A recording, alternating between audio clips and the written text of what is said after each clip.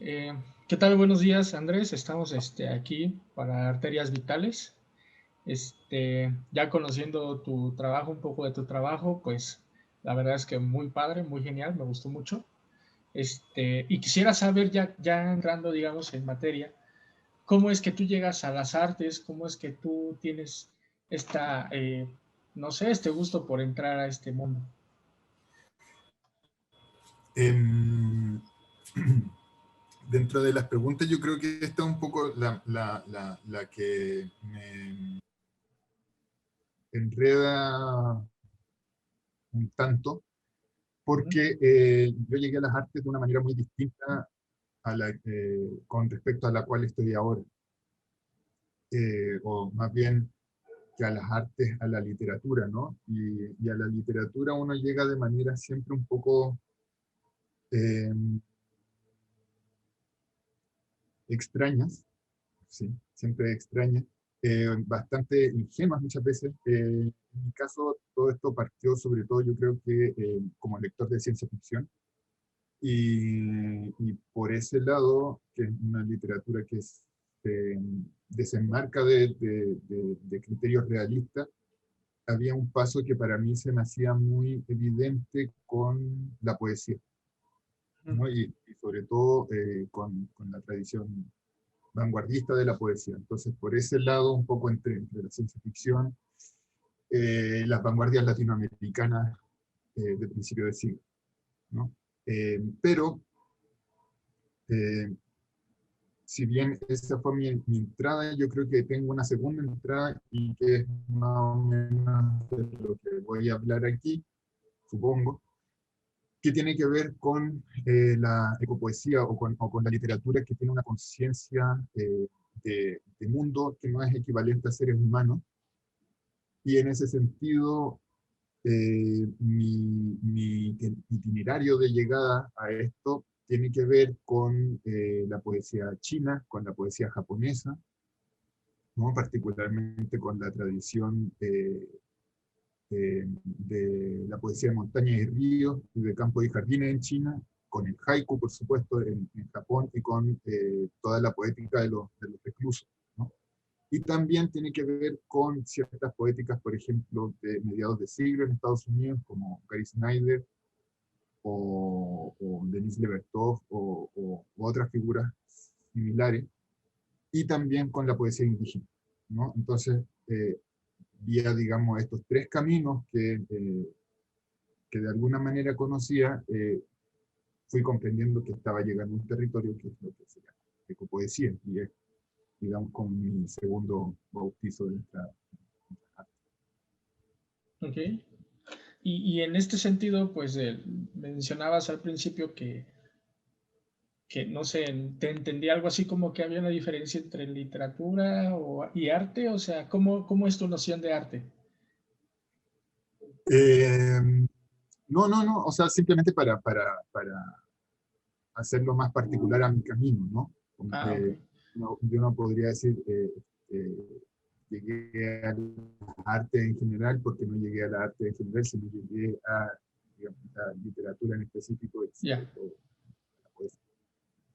Entonces, estaba en ese sentido, no es que como que distinga entre artes y literatura. Ok. Entonces tu noción, digamos, de poesía, de literatura, pues está dentro de las artes, ¿no? O sea, ¿y cuál sería tu noción del arte en sí, del arte en general? Del arte? Eh, es una pregunta muy, muy complicada. Yo no tengo una noción de las artes en general. Lo que sí te podría hablar es sí, de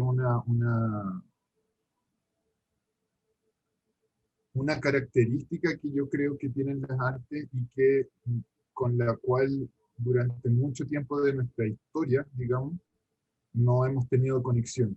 Y eso es lo que mencionaba un poco al pasar, con algo que se dijo digamos, las primeras obras de ecocrítica y que tenía que ver con que en la literatura, en ese caso, eh, aunque la ecocrítica luego se expande hacia las artes, el cine, el teatro, etcétera, entre otras manifestaciones, digamos, decía que operaba con un concepto de mundo que es equivalente a sociedad humana, del que queda fuera prácticamente todo el resto del mundo, ¿no?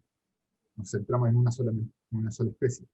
Entonces yo creo que es muy importante cuando empecemos a pensar y volvemos a pensar en nuestras consideraciones o maneras de entender las artes, en que las artes son una de nuestras maneras de habitar el planeta Tierra, ¿no? Y en ese sentido creo que también las tenemos que ver, ¿no? Hay un artículo muy famoso de Gary Snyder que escribió a finales de los 60, si no me equivoco, que se llama la poesía como técnica de supervivencia primitiva, si no me acuerdo el adjetivo que y, y eso es porque él ve una relación profunda entre nuestros modos de habitar que hemos ido desarrollando como seres humanos y la labor poética. Y esa labor poética yo no creo que esté circunscrita a una poesía como género de la literatura, sino a nuestra creatividad, ¿no? Por ejemplo, hay un artículo que a mí me gusta mucho de Gary Snyder, que es muy breve, y en el que precisamente habla de la noción de las artes como algo que entregamos dentro de el contexto ecológico en general, ¿no?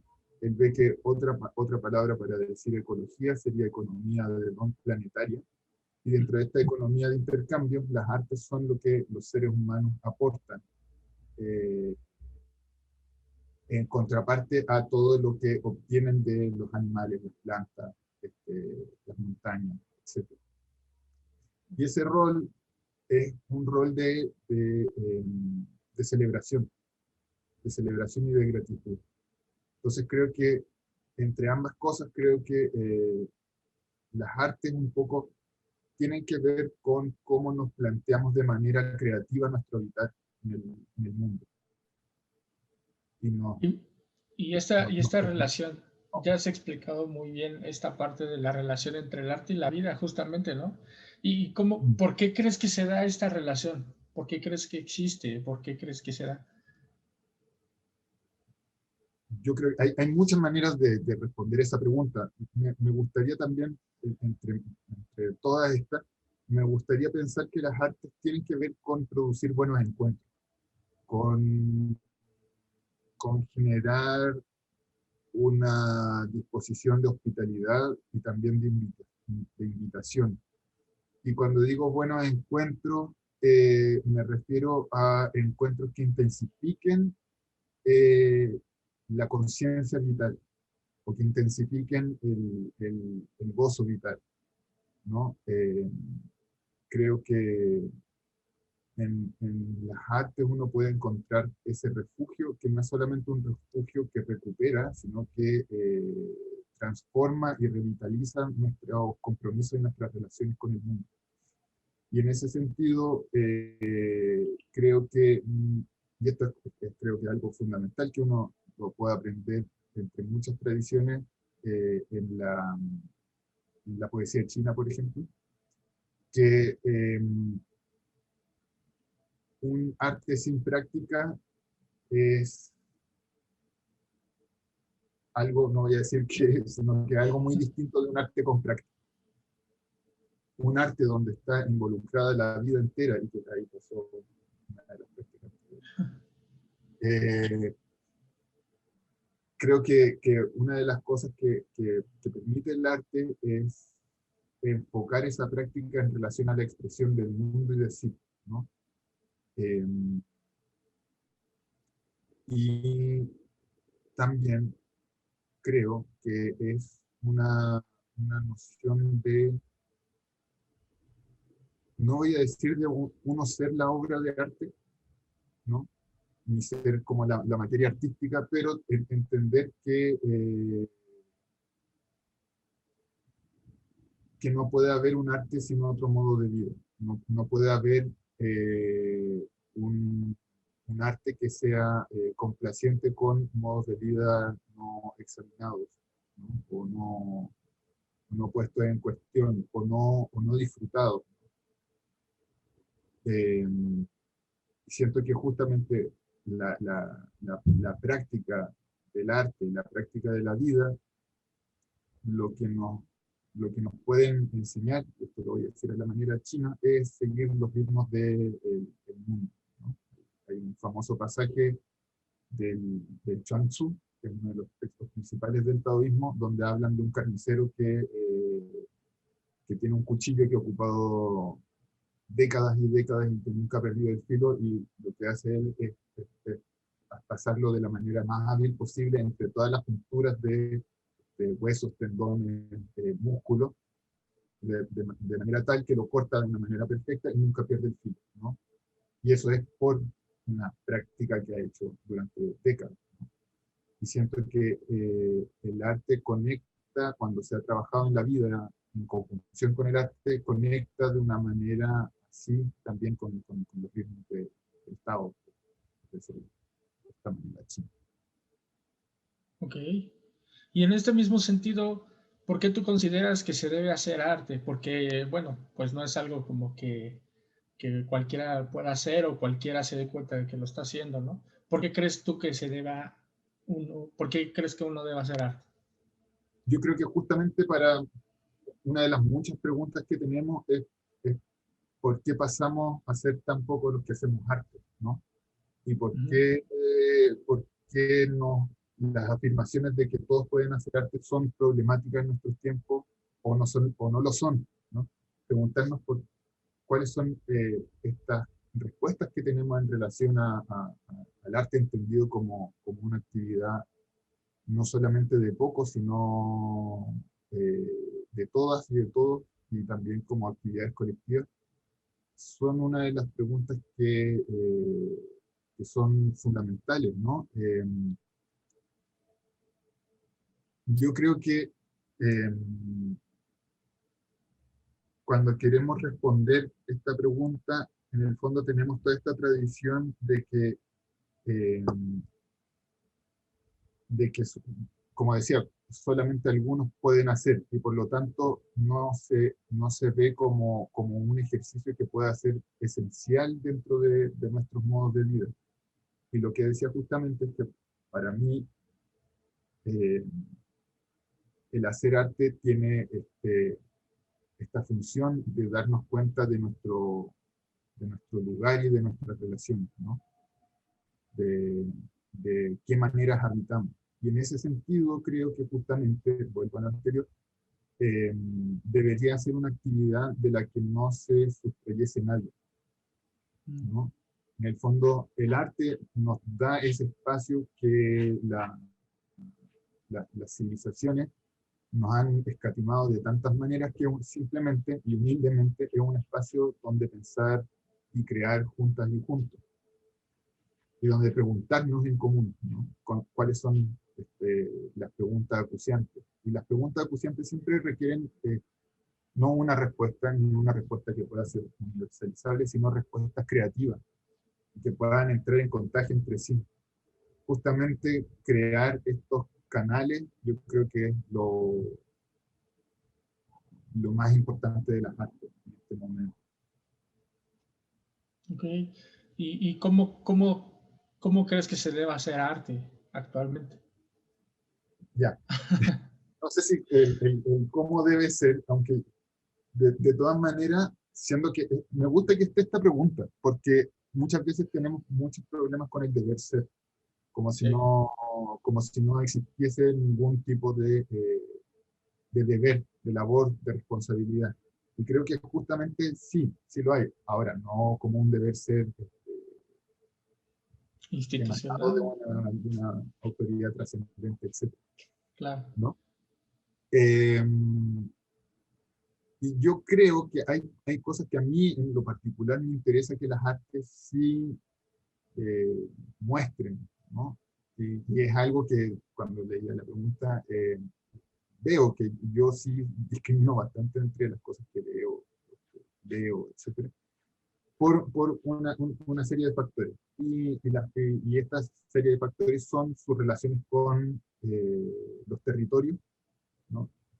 Creo que las artes, la producción artística tiene que estar en contacto íntimo con un territorio o con varios territorios, ¿no? Puede ser el territorio donde se vive, donde se nació, pueden ser territorios imaginarios, incluso pueden ser territorios con los que se tenga relación especial, pero creo que eso es una de las cosas principales, ¿no? Sobre todo en una época donde eh, nos encontramos en un analfabetismo territorial muy grande, ¿no? Donde no sabemos leer nuestros territorios, donde no sabemos eh, de las diferencias ecosistémicas que ocurren en un solo territorio o en las vecindades de un territorio. No conocemos la fauna, no conocemos la flora. Entonces, las artes situadas creo que empiezan a rellenar un vacío que es de siglos, cuando no milenios.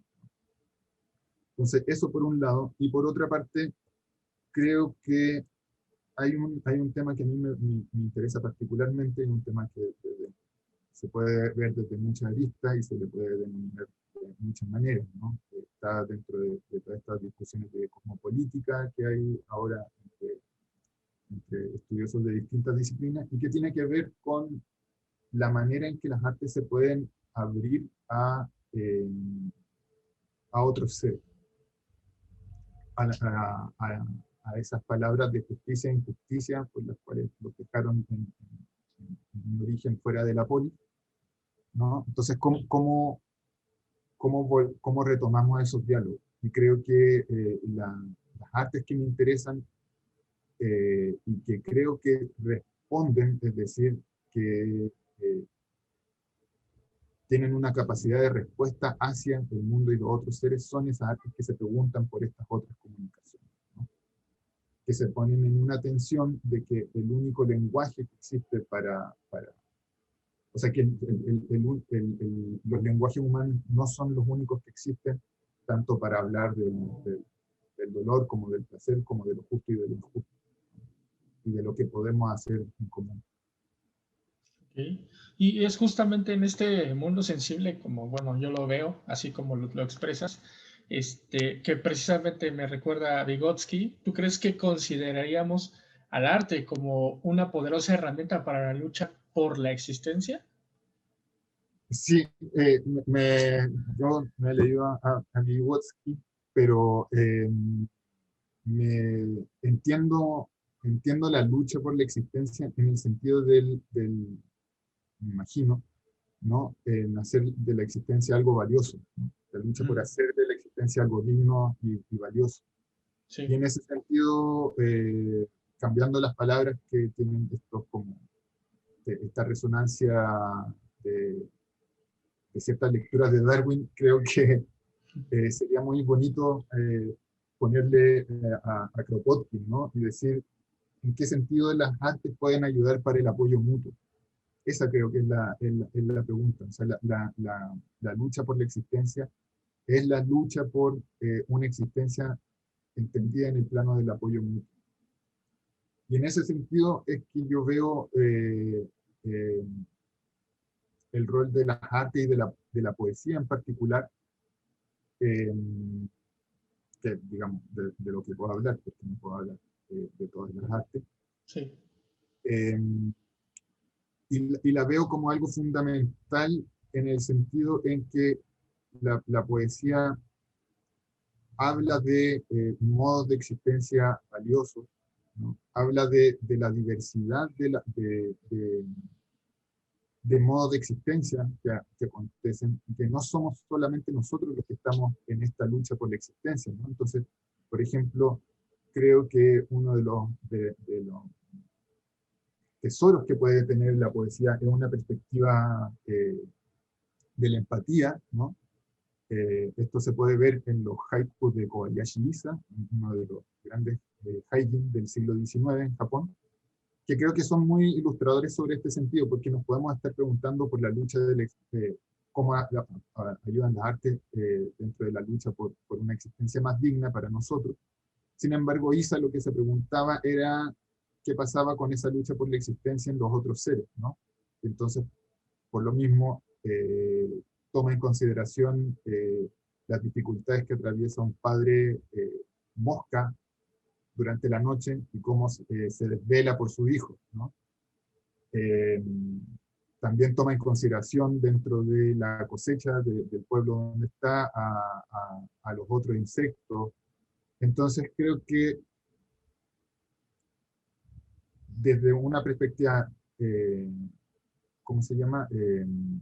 Empática, como la de Isa o como la de otros poetas, podemos entender que esta lucha por la existencia digna es una lucha en la que, y una resistencia en la que estamos implicados e implicada una gran diversidad de seres, ¿no? Y creo que con lo que nos ayuda es con una atención, ¿cómo decirlo? Con una atención profunda y una atención maravillada en relación al mundo y a la existencia, ¿no? ¿Por qué nos ayuda? Yo creo que porque dentro de la poesía y de las artes en general es, es como pecado, digamos, una precarización de la existencia, ¿no? Es pecado considerar la vida como no valiosa, la existencia como no valiosa. Y en ese sentido está este gesto transformador que tienen las artes para todo quien las visita, todo quien entre en relación con ellos, en contacto. Me llama mucho la atención esta parte que mencionabas, ¿no? Que no somos los únicos en esta lucha por la existencia, por la existencia digna, precisamente, ¿no? Y en ese sentido, creo que el trabajo de las ciencias sociales, este, tal vez también ha entrado un poco esta parte de la individualización o de únicamente entendernos como seres humanos y ya no. ¿Qué crees tú que las ciencias sociales, si tuvieran que aprender algo, que tendrían que aprender de las prácticas artísticas? Yo creo, al menos voy a decirlo así, es una muy buena pregunta. No sé del todo cómo responderla. Sé responder el otro lado, por ejemplo, ¿no? Dentro de la ecopoesía, yo creo que es muy importante el desarrollo de las humanidades ambientales o el giro ecológico en muchas disciplinas de pensamiento, ¿no? En la antropología, en la psicología, en la historia, en el nacimiento de nuevas disciplinas sobre estudios de extinción, etcétera, que creo que aportan mucho y que creo que sí han aprendido mucho de la poesía eh, y de la literatura en general, ¿no? Pienso, por ejemplo, en el caso de Tom Van Duren, que es un investigador australiano que trabaja en el grupo de estudios de extinción, y que para él, tanto como para otra gente como Deborah Bell Rose o Donna Haraway o Anna Tsing, son muy importantes, por ejemplo, las consideraciones que hace Ursula Le Guin sobre los tipos de historia que contar, ¿no? Donna Haraway dice, importa con qué historias contamos historias, ¿no? Y en ese sentido está pensando en Ursula Le Guin, que tiene este fabuloso texto que se llama La teoría moral de la ficción, en que habla de dos tipos de historias, que situándolo en el paleolítico serían las historias de caza y las historias de recolección. Y unas son historias de muerte, de o triunfo, o fracaso, o progreso, o antropoceno, y las otras son historias de proceso, y de continuidad, y de acompañar, y de estar en el dolor, en el sufrimiento, en la alegría, en el placer, en la duda, etc. Entonces, Tom Van Duren, para escribir, por ejemplo, su libro, que es sobre aves en peligro de extinción, que habla sobre unos albatros en la isla de Maui, habla sobre pingüinos, habla sobre el cuervo de Hawái, entre otros seres, eh, lo que está siguiendo o lo que está intentando es contar historias, y contar historias que sean significativas, e historias que no sean solamente la historia de cómo una especie se extinguió o como el último ejemplar o individuo de una especie terminó muriéndose y haciendo que su especie entrara dentro de los registros oficiales de extinción, sino, sino la historia como un foco intenso, ¿no? Como un compromiso con. Uno no puede contar una historia a expensas de, uno sabe que eso sería apropiación. Por lo tanto, uno cuenta historias con, ¿no? Entonces creo que esa, por ejemplo, es una de las lecciones. Creo que otra de las lecciones que, que las ciencias sociales han aprendido más rápido, digamos, por vía de la etnografía, por ejemplo, y de las producciones culturales de pueblos indígenas, ha sido el perspectivismo o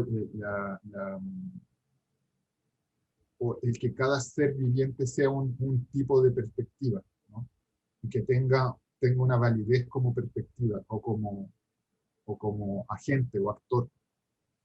Pero esa es una lección que también la puedo aprender de la poesía, ¿no? La poesía siempre ha sido un reservorio, incluso en relación a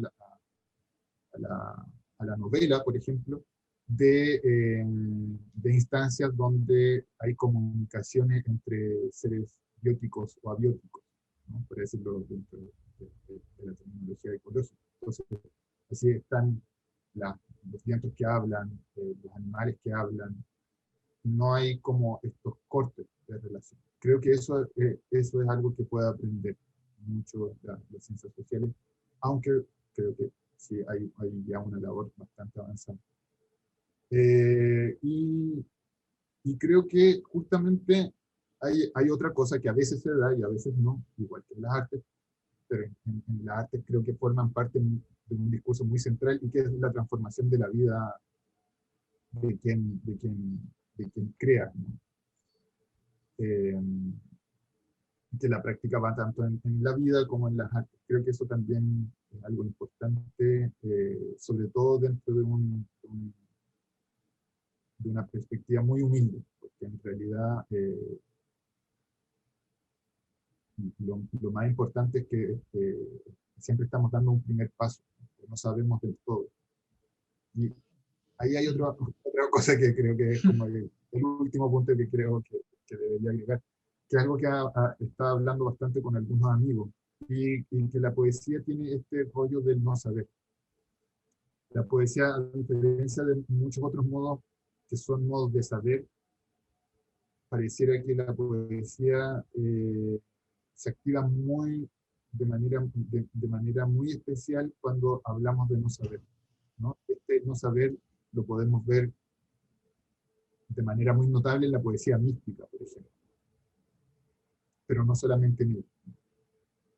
Simplemente, por ejemplo, en poesía que tenga que ver con las emociones humanas, también tiene que ver con no saber, porque siempre está esa sorpresa, como sobrecogimiento frente a la intensidad de las emociones. Entonces, creo que no saber es algo muy importante para la humanidad actualmente. Claro. Ok, pues se nos ha acabado el tiempo. Lastimosamente hay yo creo que hay mucho trabajo del lado de las ciencias sociales, también de las artes, de la poesía, de la literatura. Sin embargo, pues creo que con esto podemos hacer una aproximación bastante interesante. Me quedo pues con lo que dices, con la reflexión, y espero que quienes nos estén viendo también tengan alguna que les brote algo, ¿no? Que les brote algo de esta conversación. Pues te agradezco mucho, Andrés, y pues seguimos en contacto para cualquier cosa que se ofrezca. Gracias. Pero Hasta luego.